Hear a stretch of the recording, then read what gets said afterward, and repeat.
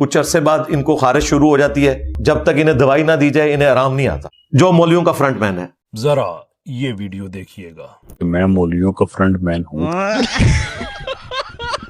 ابھی حالیہ جو مناظرہ ہوا ہے اس نے چشتی رسول اللہ سامنے رکھا ہے جس کے آتما بھول گئے ہیں. کہتا ہے اس کو چھوڑا ہمارے گھر کا مسئلہ ہے. میں نے تمہیں ٹویٹ کی تھی کہ بات ہوگی قادیانیوں کے جو عقائد ہیں ان پہ، نہ اسلامی مسالک پہ، نہ ہمارے باہمی اختلافات پہ، کہ وہ ہمارے گھر کا پرابلم ہے، کہ وہ ہمارے گھر کا پرابلم ہے، کہ وہ ہمارے گھر کا پرابلم ہے. تیرا ایمان کدھر گیا؟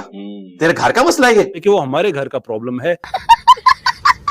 اور بھئی تجھے تو کہنا چاہیے تھا چاہے غلام احمد قادیانی دجال ہو یا کوئی اور دجال جس نے اپنے نام کا کلمہ پڑھایا یا اس کا دفاع کیا، سب کے سب ختم نبوت کے ڈاکو ہیں. تو نے ان کے ساتھ تو رشتہ داریاں گانٹھی ہوئی ہیں، تو اس کو چھوڑ دے. بات یہ ہے خواتین و حضرات کہ میں مولویوں کا فرنٹ مین ہوں. کچھ لوگ لاشعوری طور پہ چول ہوتے ہیں. صحیح کہہ رہے ہیں. ان کا مسئلہ یہ ہوتا ہے کہ وہ باقی دنیا پہ عذاب ہوتے ہیں، لیکن انجینئر صاحب بھی ایسے تو ان کی امپائرز اکھڑ گئی نا، ان کے اوپر عذاب الہی بن گیا نا. ایسے ہی کچھ لوگ شعوری طور پہ چول ہوتے ہیں. مجھے پتا ہے کہ ان کے گھر میت پڑی ہوئی ہے، تو ان کا نوحہ تو بنتا ہے. ان کا مسئلہ یہ ہوتا ہے کہ یہ اپنی ہی ذات کے لیے مسئلہ ہوتے ہیں اور شعوری طور پہ ہوتے ہیں، انہیں پتہ ہوتا ہے اس چیز کا. تو وہی باتیں ریپیٹ کر رہا ہے. تو ادھر لین کیا آیا بھائی؟ ام لین آیا. سوال میں نے یہ کیا تھا، تو نے چشتی رسول اللہ تھانوی رسول اللہ کا دفاع کیا تھا مناظرے میں بیٹھ کے، تو اللہ کے نبی کو قیامت کے دن کیا منہ دکھائے گا؟ اس بیچارے کو پہلے بھی سمجھایا تھا کہ یار تیری فیلڈ ہی نہیں ہے. اب اس کو ٹھیک پتا تھا کہ میں مولویوں کا فرنٹ مین ہوں.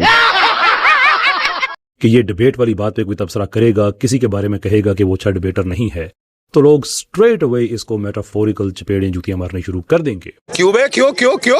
کہ تم وہ انسان ہو جو ڈبیٹ سے ہمیشہ بھاگتے ہو. ایک کو تو میں نے سامنے بٹھا کے 1.5-2 گھنٹے جو کی تھی وہ آپ کو پتا ہے، اور وہ جتنی باتیں بعد میں کرتا ہے وہ ساری باتیں اس نے میرے سامنے بیٹھ کے پوچھی ہوئی ہیں مجھ سے، اور کہتا ہے کسی کے سامنے بیٹھتا نہیں، اور کہتا ہے پلانٹڈ سوال ہوتے ہیں. تو نے پھر پلانٹڈ سوال کیے تھے مجھ سے.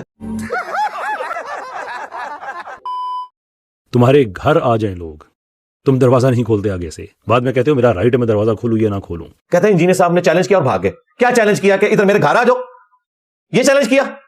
اگر کوئی صحافی ٹی وی پہ بیٹھ کے کہتا ہے کہ یہ میں چیلنج کر رہا ہوں، یہ میرے فیکٹس اور فگرز درست ہیں، فلاں پولیٹیشین آ کے جواب دے اس کا، تو اس کا مطلب یہ ہوتا ہے کہ وہ پولیٹیشین جو ہے وہ پوری فوج لے کے اس صحافی کے گھر پہنچ جاتا ہے. بات تو صحیح ہے.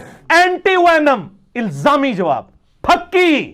اب بیٹھے ہو وہ مفتی حنیف قریشی صاحب ہوں، وہ پنڈی کا ایک کالا کوا، مفتی طارق مسعود صاحب ہوں، مفتی میاں حشام الہی ظہیر صاحب ہوں، معاذ اللہ ثم معاذ اللہ. یہ وہ سارے لوگ ہیں جو تمہاری ساری شرطیں پوری کر چکے ہیں. جھوٹ بولو اور بولو، بولتے جاؤ، اسی لپیٹتے جاؤں گے تواڈی.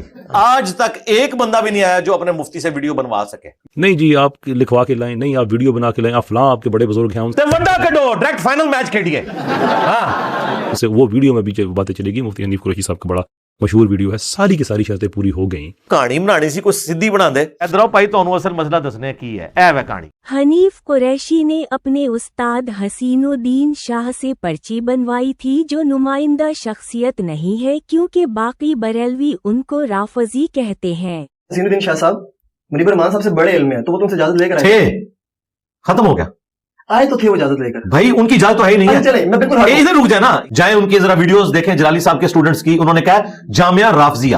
تو وہ جو حسین الدین شاہ صاحب ہیں وہ تو بریلویوں کی نظر میں سب سے بڑے مردود ہے. وہ کہتے ہیں حنیف قریشی سے بڑا مردود یہ ہے کیونکہ اس نے پناہ دی ہوئی ہے. لہذا حسین الدین شاہ صاحب کا سٹیٹس وہی ہے جو صدر پاکستان کا ہوتا ہے. وہ لاکھ کہتا رہے میں صدر پاکستان ہوں، فوج میرے انڈر ہے، پرائم منسٹر میرے انڈر ہے، لیکن پریکٹیکلی طاقت جو ہے وہ پرائم منسٹر اور آرمی چیف کے پاس ہوتی ہے. وہ بس ایک آخری یادگار کے طور پہ. اور اب تو انہوں نے وہ پردہ بھی ختم کر دیا ہے، ان کی سفید داڑھی کا بھی خیال نہیں رکھا. انہوں نے کہا جامعہ رافضیہ. وہ کہتے ہیں یہ شیعوں کا ایجنٹ ہے حسین الدین شاہ. تو حسین الدین صاحب کاغذوں میں ضرور سرپرست ہے، لیکن مفتی منیب صاحب کبھی ان کو نہیں نامینیٹ کریں گے کہ میں ان کو سرپرست مانتا ہوں. ٹھیک ہو گیا جی، جزاکم اللہ. لیکن انٹلیکچوئل ڈی این اے جب بزدلی پہ مشتمل ہو تو ڈبیٹ سوال ہی پیدا نہیں ہوتی. جیتنے کا کوئی کام ہے. جب تمہارے اپنے مولوی تمہیں اس قابل نہیں سمجھتے کہ تمہارے حق میں اتنی سی ویڈیو بنا دیں، میں تمہیں اس قابل سمجھوں کہ اپنے سامنے بٹھا لو. لو سامو. اب اس سارے معاملے میں یہ کیا کر رہا ہے کہ وہ قادیانی جو ایکسپوز ہو گیا، خام خواہ ٹارزن بنتے ہو جس نے خود چشتی رسول اللہ کا دفاع کیا ہوا ہے کہ وہ ہمارے گھر کا پرابلم ہے، کہ وہ ہمارے گھر کا پرابلم ہے. دو اہم ترین باتیں اس کے منہ سے نکل گئیں. ایک یہ کہ وہ ہم سب کو کافر سمجھتے ہیں، اس لیے کہ جس دجال کو انہوں نے نبی مانا ہوا ہے تو نبی کا انکاری تو کفر ہی کرنے والا ہوگا نا. ان کے نزدیک ہم کافر ہیں کہ ہم نبی کا انکار کر رہے ہیں. اگر وہ ہمیں مسلمان مان لینا تو اس کا مطلب ہے کہ ہماری بات درست ہے کہ جس کو تم نے دجال کو مانا ہے وہ دجال ہے, تو وہ کبھی بھی نہیں مانیں گے. دوسرا یہ کہ ان کا قرآن اور ہمارا قرآن اور ہے, تو پھر مرزائیوں کے قادیانیوں کے فرنٹ مین کے پاؤں کیوں نہ جلیں, اسے تکلیف کیوں نہ ہو. تو اس کی بجائے یہ پریزنٹ کرتے ہیں کہ میں کوئی قادیانیوں کا طرفدار ہوں, اور میں تو اللہ کے بندے غلام احمد قادیانی کو بھی دجال سمجھتا ہوں, اور وہ جن کا ماننے والا تھا, چشتی دجال, تھانوی دجال, شبلی دجال, صادق دجال, یہ ساروں کو میں دجال مانتا ہوں جن کو تم ولی اللہ مانتے ہو. لہذا ہمارے ہاں تو کوئی گنجائش نہیں, سیدھی سی بات. وہ بات کو گھسیٹ کے کیوں نہ لے کے آئے اس طرف جس طرف وہ لے کے آ رہا تھا کہ دیکھو تمہارے فلاں فلاں بزرگ نے یہ کہا ہوا ہے. تو پھر اس کا پرنسپل آنسر تو یہی ہو سکتا ہے باپ فارغ کرتے ہو کہ ہمارے بزرگوں نے جو کچھ کہا ہوا ہے وہ ہمارے معاملے ہیں, اس کا تمہاری ذات سے کیا تعلق ہے. کہ ہمارے بزرگوں نے جو کچھ کہا ہوا ہے وہ ہمارے معاملے ہیں, اس کا تمہاری ذات سے کیا تعلق ہے. دیکھ کیسی دو نمبری. یہ سیم کام پیر میرے علی شاہ صاحب نے کیا ہے. ہاں, انہوں نے تحقیق الحق جو کتاب لکھی, اس میں انہوں نے جب غلام احمد قادیانی دجال نے یہ اعتراض کیا نا کہ چشتی رسول اللہ لکھا ہوا ہے, انہوں نے کہا کہ ان کی بزرگی تو مانی ہوئی تھی, تم اگر پڑھواؤ گے نا کوئی ایسی بات تو تمہیں ہم کافر کہیں گے. وہ تو ایک خاص حالت میں انہوں نے یہ بات کی ہوئی ہے, ان کو ہم کچھ نہیں کہیں گے. کہ ہمارے بزرگوں نے جو کچھ کہا ہوا ہے وہ ہمارے معاملے ہیں, اس کا تمہاری ذات سے کیا تعلق ہے. کہ ہمارے بزرگوں نے جو کچھ کہا ہوا ہے وہ ہمارے معاملے ہیں, اس کا تمہاری ذات سے کیا تعلق. آپ پتہ چلا کہ قادیانیوں کے سہولت کار کون ہے. جس طرح وہ انڈین فلموں میں اور ہالی ووڈ کی فلموں میں اینڈ میں آپ کو پتہ چلتا ہے نا کہ وہ بیچ میں سے سارا ماسٹر مائنڈ وہی نکلتا ہے بندہ جو کہ اس کے خلاف ساری جنگ کر رہا ہوتا ہے. یہ بھی سارے ماسٹر مائنڈ خود ہیں.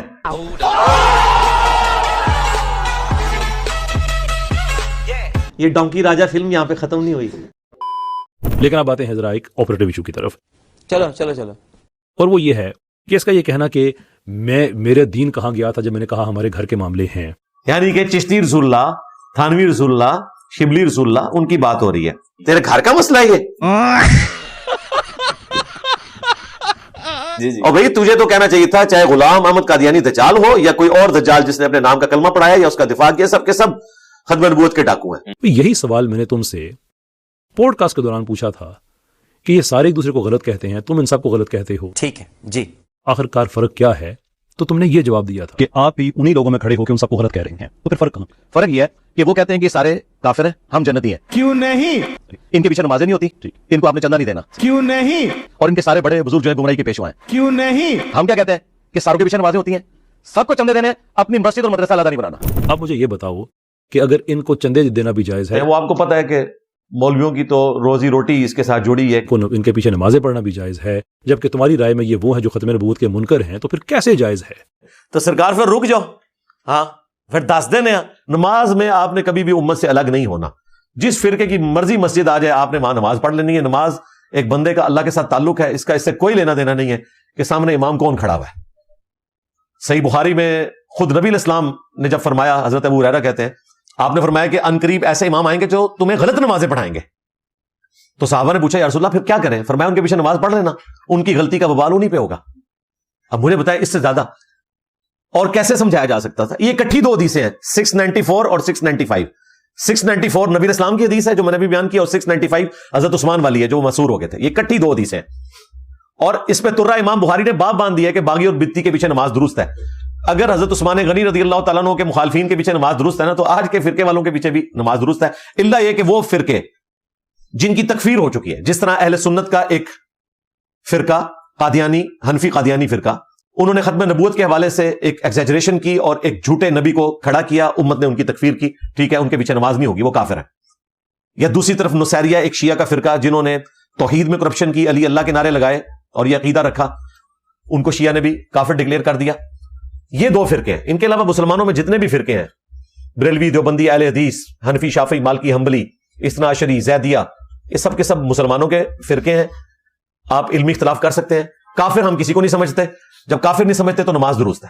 تو الحمدللہ یہ اعتراض تو ان کا ہو گیا کل. اب میں آتا ہوں دوسرے پورشن کی طرف.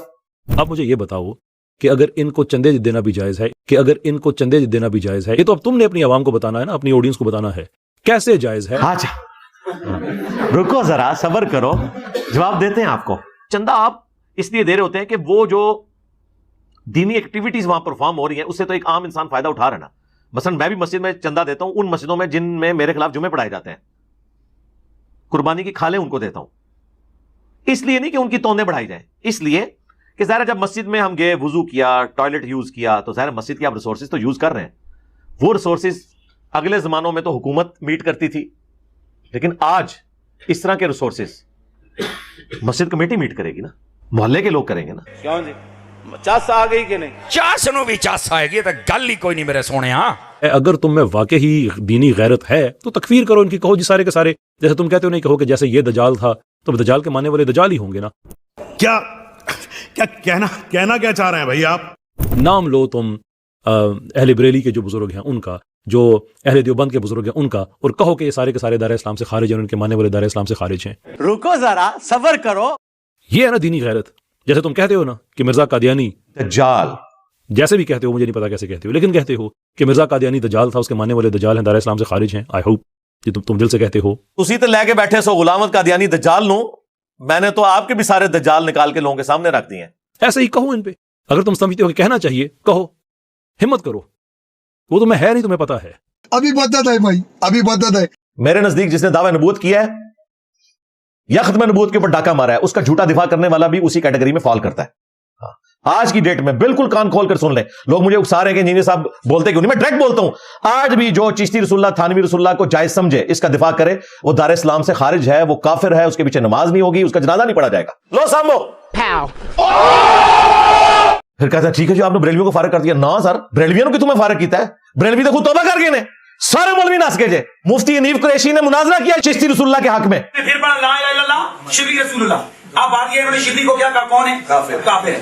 ان کے علماء نے لکھا شبلی نے جتنی باتیں کی حالت سکر اور مستی میں کی, خبردار زین ہر گرد سے صوفیاء کے بارے میں زبان نہ کھولنا. تم بکی جا رہے ہو, تمہارے کافر کہہ رہے ہیں نہ کھولنا, تم بکی جا رہے ہو. بھاگ گیا, کہتے کتابیں بدل گئی ہیں. 2009 میں شتیات کے نام پہ دفاع کر رہا تھا, اور 2023-24 میں آ کے ہمارے ڈر کی وجہ سے کہتا ہے کتابیں بدل گئی ہیں, تو ہے ہی کفر ہے. یہ جن کتابوں کا حوالہ دے رہے ہیں, پہلی بات یہ کتابیں ہی ان بزرگوں کے ساتھ غلط منسوب ہے. یہ کتابیں ہی ان بزرگوں کے ساتھ غلط منسوب ہے, اور ڈر گیا ہی ہے.